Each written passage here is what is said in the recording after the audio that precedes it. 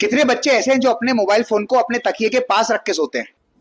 ध्यान से सुन लो, अगर आपके मोबाइल का रेडिएशन 1.2 किलोवाट से ज्यादा है ना, तो ये काम बिल्कुल मत किया करो, वरना आपको ब्रेन से संबंधित बहुत सारी बीमारी हो सकती है।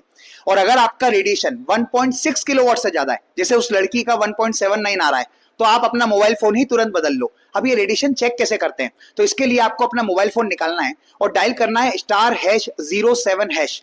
जैसे डायल करोगे आपको अपने फोन का रेडिएशन दिख जाएगा। कितने बच्चे ऐसे हैं जो अपने मोबाइल फोन को अपने तकिए के पास रख के सोते हैं? ध्यान से सुन लो, अगर आपके मोबाइल का रेडिएशन 1.2 किलोवाट से ज्यादा है ना, तो ये काम बिल्कुल मत किया करो, वरना आपको ब्रेन से संबंधित बहुत सारी बीमारी हो सकती है। और अगर आपका रेडिएशन 1.6 किलोवाट से ज्यादा है, जैसे उस लड़की का 1.79 आ रहा है, तो आप अपना मोबाइल फोन ही तुरंत बदल लो। अब ये रेडिएशन चेक कैसे करते हैं? तो इसके लिए आपको अपना मोबाइल फोन निकालना है और डायल करना है *#07#। जैसे डायल करोगे आपको अपने फोन का रेडिएशन दिख जाएगा।